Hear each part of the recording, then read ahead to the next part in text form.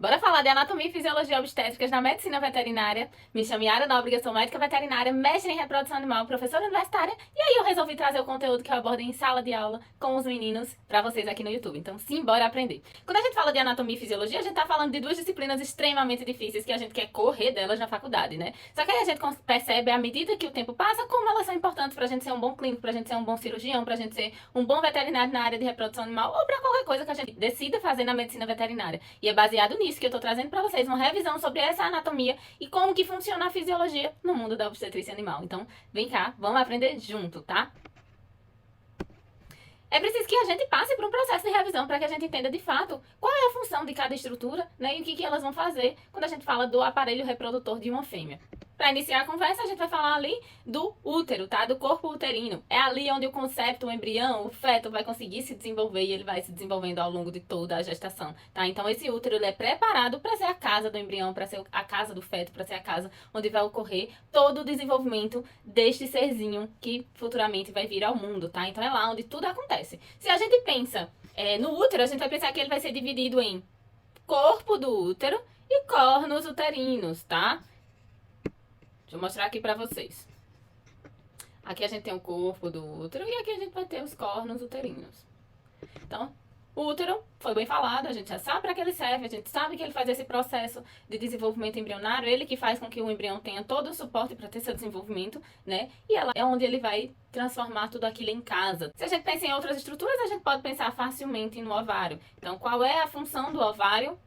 Nada mais é do que, eu costumo dizer aos meninos que é a casinha do óvulo, tá? Então é lá naquele ovário onde a gente tem a presença dos folículos que a gente vai ter também a presença dos gametas femininos, os óvulos. É ali onde esses óvulos eles vão começar seu desenvolvimento, né? E aí chega o momento que eles estão maturados e é o momento que eles realmente têm força para romper aquele folículo e ir de encontro aos espermatozoides. Então, a função do ovário é produção de hormônios, ele produz estrógeno, ele produz progesterona e também produção de gametas, tá? Depois que houve a ovulação, que é quando esses folículos eles se rompem e o óvulo ele vai de encontro ao espermatozoide, ele vai se alojar aqui nessa região, tá? Que é chamada de tubo uterino, oviduto, ou como antigamente o pessoal falava, trompa de falópio, tá? Então, é aqui onde a gente vai ter o processo de fecundação. Então, o espermatozoide, ele vem de encontro ao óvulo, justamente na tuba uterina, no oviduto, ou como vocês queiram chamar, tá? Nesse local aqui, a gente vai ter esse encontro, a gente vai ter o processo de fecundação. Quais outras estruturas são importantes, Yara? A gente vai ter mais estruturas para apresentar para vocês. Então, a gente vai ter a região da vagina, tá? Então, essa região da vagina aqui é onde geralmente a maioria das espécies elas vão depositar o sêmen. E o sêmen tem a presença dos espermatozoides. A vagina geralmente ela possui um pH adequado para que esses espermatozoides consigam sobreviver. A vagina ela facilita esse processo de fecundação. Ela está envolvida no processo de fecundação de fato. Uma estrutura que a gente não falou e que também está presente aqui é justamente essa estruturinha aqui, né? Que é a cervix, tá? Nessa região aqui a gente vai ter uma barreira física que dá proteção ao útero. Então, para que algo consiga chegar até esse útero, por exemplo, uma infecção, ela precisa romper essa cervix, tá? E é importante a gente lembrar que no momento que essa fêmea ela tá no cio, no momento que ela vai aceitar a cópula, essa cervix ela se abre e aí passou esse período, essa cervix ela se fecha, tá? Então, é uma proteção, é barreira de proteção também para esta fêmea. E aí, o que é que falta falar, né? A gente vai ter a região entre a vagina e a vulva, que é chamada de vestíbulo. Nessa região a gente tem a presença do meato urinário e a gente também tem a presença do clitóris, tá? O clitóris ele dá estímulos sensoriais a essa fêmea. E além de tudo, a gente também vai ter a presença de quem? Dos lábios vulvares, tá? Lembrando, lábios vulvares são a região mais externa desse aparelho reprodutor. Se são a região mais externa, a gente vai estar falando de uma barreira física também. Então, é a primeira barreira de proteção desse trato reprodutor. É lá onde a gente vai precisar ter um fechamento adequado desses lábios vulvares e uma conformação adequada. Então, quando a gente fala de coaptação, a gente está falando que esses lábios eles precisam abrir para essa fêmea ser copulada, para essa fêmea urinar, e depois eles precisam fechar adequadamente. Eles não podem fechar tortos, tá? Por quê? Porque permite a entrada de bactérias, né, ou qualquer outra coisa do tipo, tá? Então, permite a facilitação de infecções acontecerem ali naquele local. Então, a gente vai falar não só da vulva em si, mas da conformação de períneo, que é a estrutura que remete à região entre o ânus e a vulva, tá? Então, é aquela região externa que está entre o ânus e a vulva. Então, quando a gente tem uma fêmea que ela tá mais velha, que ela já passou por muitas gestações, o que vai acontecer? Esse útero começa a pender para a região abdominal. Então, já teve vários filhotes ali se desenvolvendo e esse útero ele passou a pender ali para a região abdominal. Isso vai ser extremamente importante, inclusive em equinos, tá? À medida que ele vai pendendo, ele não vai pender só o útero, ele acaba puxando todo o aparelho reprodutor como um todo. E aí, a vulva que era assim, ela começa a ficar deitadinha, tá? Quando ela vai ficando nesta posição, o ânus, que tá aqui em cima, começa a eliminar fezes e as fezes caem em quem? Na vulva, tá? Então isso facilita o processo de contaminação, facilita o processo de infecção do aparelho reprodutor dessa fêmea, e não é isso que a gente quer. Claro que a gente vai pensar em fêmeas mais velhas, mas essas fêmeas a gente pode ou retirar da reprodução, se forem fêmeas que a gente não tem um valor agregado, ou a gente também pode fazer uma vulvoplastia para corrigir esse problema, tá? Importante de tudo, quando a gente estiver falando de infecção, a gente resolver o problema que está causando isso, para que a gente tenha de fato uma solução.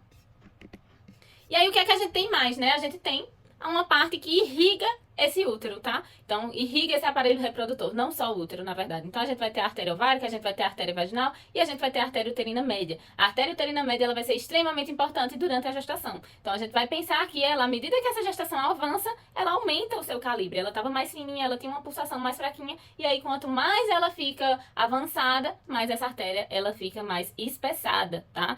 Então, o pulso dela, na verdade, a gente não chama de pulso, a gente chama de frêmito, ele vai ficando mais forte. E isso é extremamente importante quando a gente está falando da gestação da vaca, né? Da gestação de grandes animais, que a gente faz o diagnóstico gestacional ali através da palpação. Então, no momento que eu estou palpando essa fêmea, eu sei onde fica a artéria uterina média, eu coloco minha mão lá e eu vejo esse frêmito. Como é que tá esse frêmito? Ele está aumentado? Ele está mais lento? Né? Como é que tá ele de fato, para eu poder direcionar se essa gestação ela é mais recente ou não, tá? Então, isso vai ser extremamente importante. E o que danado é frêmito, Yara? É como se a gente pegasse uma mangueira, né? Ligasse ela bem forte e aquela pressão ali seria o frêmito. Ou seja, tem uma pressão passando ali dentro, o fluxo tá passando ali e aí a gente consegue sentir esse frêmito característico disso acontecendo, tá? É como se fosse uma pulsação, mas não é chamada assim de fato. É importante que a gente lembre também que no momento que a gente tá de frente a um parto distóxico, que é um parto onde a gente tem uma dificuldade ali daquela fêmea de parir, seja por problemas maternos, seja por problemas fetais associados ao feto, a gente vai ter um parto distóxico e aí a gente vai precisar remanipular, fazer manobras obstétricas para facilitar a saída desse feto. Então, neste momento, a gente precisa ter um cuidado extremo em relação a essa artéria uterina média, porque a gente pode acabar lesando essa artéria e esse animal pode vir a óbito por conta de sangramento, tá? Ele acaba sangrando até a morte. Então, não é isso que a gente quer. No momento que a gente tá fazendo uma manobra, a gente precisa ter um extremo cuidado em relação a isso.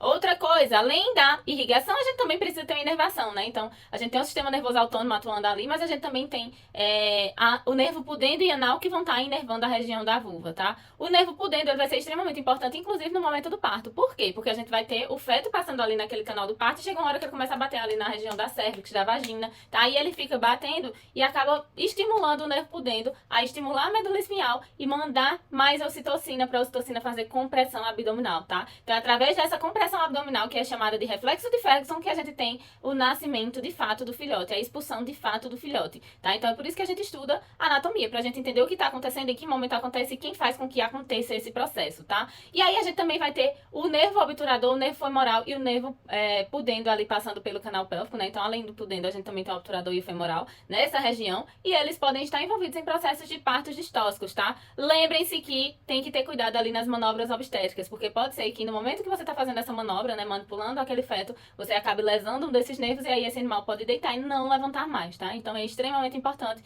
que vocês tenham cuidado neste processo.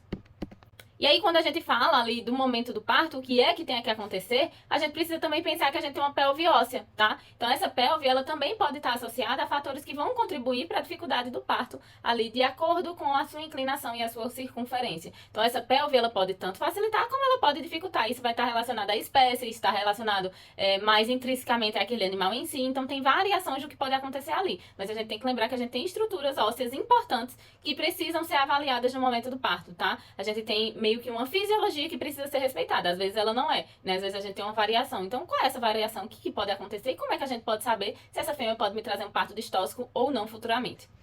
Então, quando a gente fala da pelve óssea, a gente tem que entender que ela é composta pelo osso coxal, pelas vértebras sacrais e pelas primeiras coxígeas, tá? Então, elas fazem com que haja a pelve óssea, tá? A estrutura da pelve óssea que me traz uma circunferência pélvica.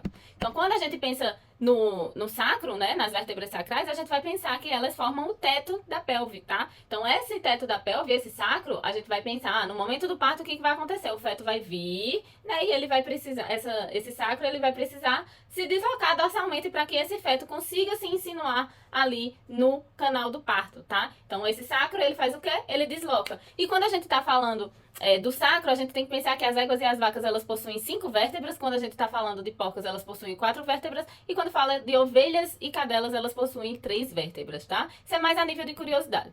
E o osso coxal, como eu falei pra vocês, é o que promove a circunferência pélvica, e a gente vai ter o famoso ilho, que vocês estudaram lá na anatomia, né? A gente vai ter o pubis, que é essa região aqui medial, e a gente também vai ter o isquio aqui embaixo, tá? Então, tudo isso promove a formação do osso coxal, tá? Lembrando, se a gente tá falando de osso, né? Como é que isso vai se dilatar? Como é que isso vai aumentar de tamanho? Já já a gente vai falar sobre isso. Como que isso acontece? Porque eu nunca vi osso dilatar, eu nunca vi osso relaxar, osso aumentar de tamanho, né? Então, a gente tem algumas estruturas, que a gente chama de estruturas moles da pelve, que permitem esse aumento, tá? Mas é importante que vocês saibam que o ilho, ele desloca lateralmente, tá?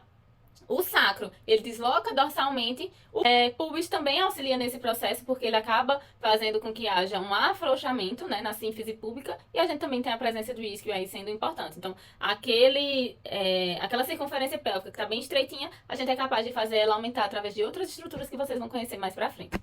Tá? Então, como eu falei, temos estruturas moles da pelve, é isso que dilata, não é o osso, tá? O osso não consegue dilatar, então através dessas estruturas a gente tem todo esse processo de abertura pélvica, tá? Para que o feto consiga passar no momento do parto. Então, vamos conhecer essas estruturas. Primeira delas, a articulação sacroiliaca, tá? Ela é o elo de ligação entre a pelve e a coluna vertebral, e ela se afrouxa no momento do parto, para que a gente tenha uma maior mobilidade desta pelve, tá? Então, vocês conseguem observar aqui essa estrutura onde a gente vai ter o afrouxamento.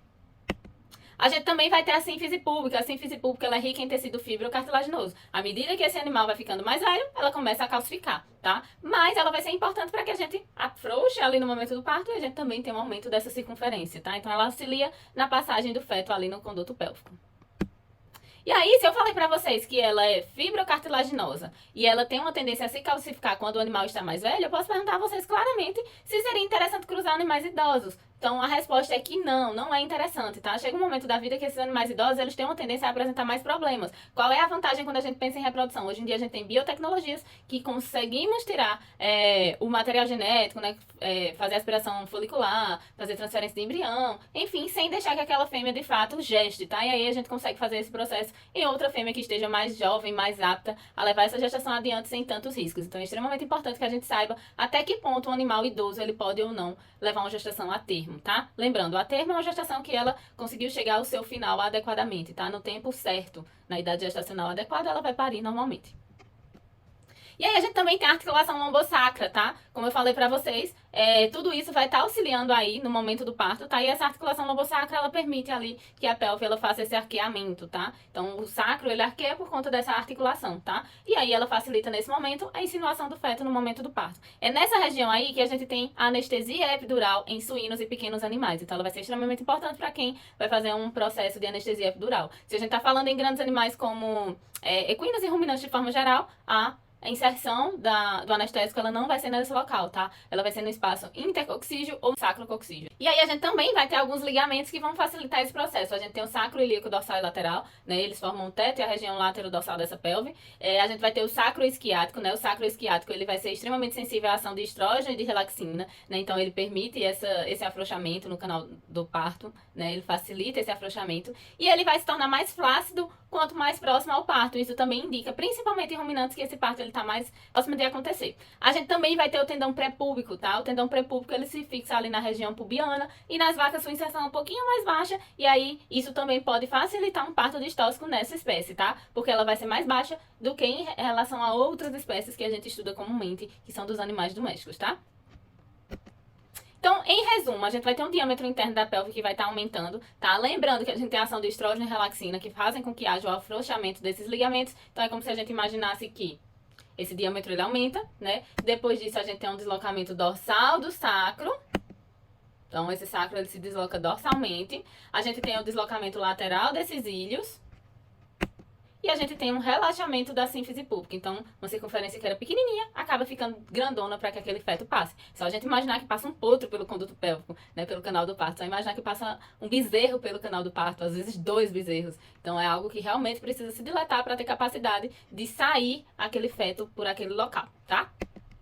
E aí, quando a gente fala de conduto pélvico, conduto pélvico, conduto pélvico, conduto pélvico, qual a importância e qual é a relevância? A gente tem que pensar que ele possui estruturas, né, que vão me dizer se essa fêmea ela tem uma capacidade maior de parir, se é uma fêmea parideira, né, que todos os partos que ela tem são facilitados, são fáceis, ou se é uma fêmea que pode me trazer alguns problemas. Isso também está relacionado à angulação dessa pelve, tá? Dependendo da espécie, essa angulação ela pode ser variada. A angulação do bovino ela pode me trazer mais partos distóxicos do que a angulação do equino, por exemplo. A gente geralmente fala que o parto do equino ele é facilitado, é um parto fácil, ele ocorre até 30 minutos, então é algo muito simples por conta da angulação, por conta da classificação da pelve que ele tem, tá? Diferente, por exemplo, do bovino, e vocês vão entender um pouquinho por que isso acontece. E aí a gente tem um exame que vai ser extremamente importante pra gente determinar se essa fêmea vai me trazer problemas ou não. Mas eu confesso pra vocês que na rotina a campo, né, ela vai ser pouco utilizada ou nada utilizada. Mas que ela seria extremamente importante pra gente decidir se a gente colocaria essa fêmea pra emprenhar, né, pra gestar, ou a gente retiraria um embrião, por exemplo, dela, ou a gente até retiraria realmente da reprodução, porque a gente não quer essas características sendo passadas de geração em geração. Então essa pelvimetria, ela prevê as dificuldades no parto e permite que a gente tome medidas para solucioná-las, tá? Então, de repente, acompanhar o parto, né? Saber se essa fêmea vai precisar ter uma intervenção ou não. Se eu não fizesse esse exame, eu não saberia precocemente dessa informação. E aí, talvez, eu nem acompanhasse esse parto. Então, a pelvimetria, ela vai nos auxiliar nesse sentido, tá? A gente mede essa pelve, né? Pelvimetria, ela já diz o que é que ela faz. Mede essa pelve e consegue direcionar aí o que é que a gente tem que fazer a respeito dessa fêmea. E aí eu te pergunto, se eu tô falando pra você que ele nos auxilia, esse exame ele deve ser feito antes ou durante a pré-ins? Na verdade, esse exame, o ideal seria que ele fosse feito antes, tá? Pra que a gente realmente, se essa fêmea não está adequada a levar uma gestação adiante, a gente nem deixe ela gestar, né? E se eu não fiz esse exame, eu acabei esquecendo, Yara, passou, e agora? Eu posso fazer durante a pré-ins? Posso, tá? Porém, o que vai me trazer de informação? Essa fêmea ela pode trazer um probleminha ali no momento do parto, então neste momento eu decido acompanhá-la mais de perto. O ideal é que eu saiba essa informação antes, mas caso eu não consiga, sim, eu posso fazer durante a gestação, porque eu posso de repente acompanhar esse parto mais de perto e caso tenha necessidade, eu possa intervir no momento certo.